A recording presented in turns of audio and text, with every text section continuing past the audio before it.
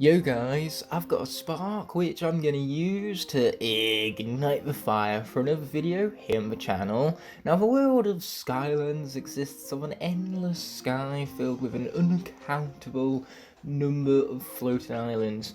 Naturally, a lot of these islands have huge sources for water. After all, that is one of the fundamental elements of Skylanders, the water element. So this comes in the form of either rivers, lakes, or even seas.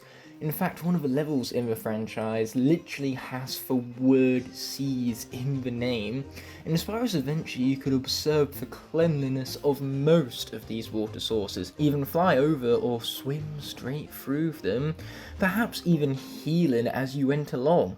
It was a great mechanic which really took advantage of how you used other elemental Skylanders to traverse the level. It gave you opportunities to exploit shortcuts or find secrets that other characters couldn't discover as they had no way of traversing the water. However, not all sources of water in Skylanders are clean. Oilspill Island, for example, is extremely contaminated. You can see this effect in local marine life. The gillmen are struggling to survive and most fish can't even breathe with the thick oil and tar filling up their gills, and so they suffocate. It's gruesome, and yet something not only found in a cartoony style game like this one.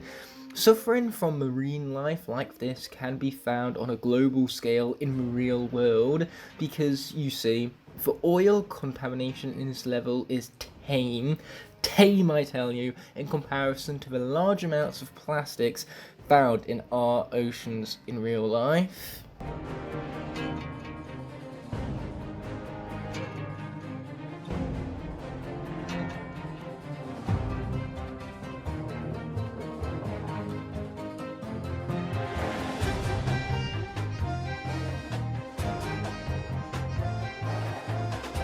The problem with plastics is that they take thousands of years to biodegrade. If you put 1 pound of plastic in the ocean now, it will stay there for a few thousand years. Our negligence has led to oceans being full to the brim with plastics. In fact, at this point, there's more plastic than there is actual ocean. And something needs to change before all marine life meets the same deadly fate as that poor fish in Oilspill Island. There are charities and marine preservation centres where they rescue endangered species from the sea and allow tourists to watch them swimming freely, mostly to put profits back into these charities and raise public awareness about the suffering of these marine creatures. These charities wouldn't need to exist, and these marine creatures wouldn't need to be saved if the oceans were clean in the first place, which they should be, as that's the natural order of things. I remember visiting these places, seeing turtles in their awesomeness, and then unfortunately reading upon how this species are endangered, all because we as humans are polluting their waters because we have nothing better to do with our plastics. You know, Ignite the Fire is right. Our seas do need saving. Also subscribe to me, please. Zap here is starting to feel pretty sick in the secret sewers of Supreme Stink. Unfortunately, he can't take advantage of his love for the sea, as the swimming mechanic was taken out of Swap Force onwards. You could argue it was too big a task to animate swimming for all of the new characters at this point. I'd argue it's because the seas and other water sources are so polluted that being able to swim would endanger your Skylanders, same as how it endangers all the marine creatures found in the sea, mind you. Just look at all this water, especially in Mudwater Hollow, which definitely deserves its name, as the water is mucky, polluted by mines, and genuinely unhygienic.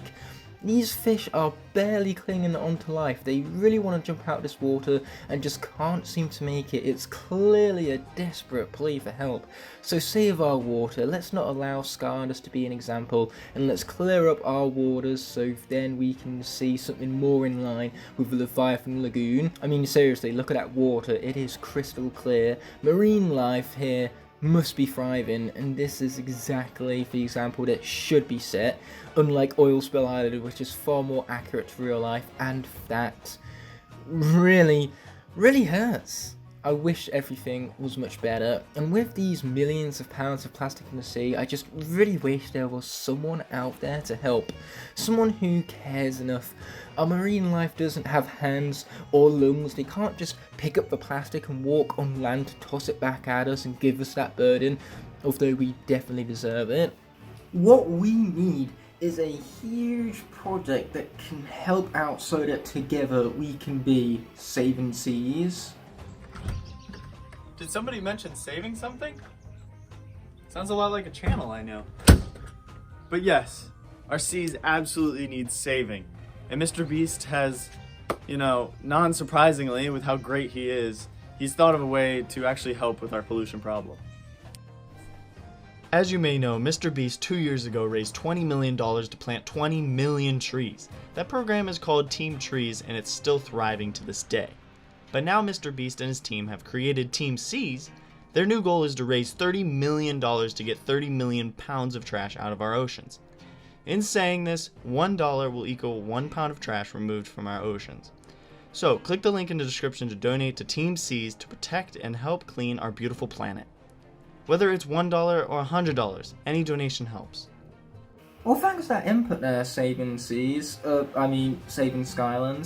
Be sure to use that donation link below to help out our cause. And if not for the cause, do it for them. Yeah, that's a power of editing for you. But with that being said, you may think that in a huge $300 million project like this that your single dollar couldn't possibly make an impact. I assure you it can. This is how much plastic we can remove from the sea with only $1. You'd be making that impact. Plus, if 1,000 people thought the same way as you did, then that's $1,000 less that would be donated.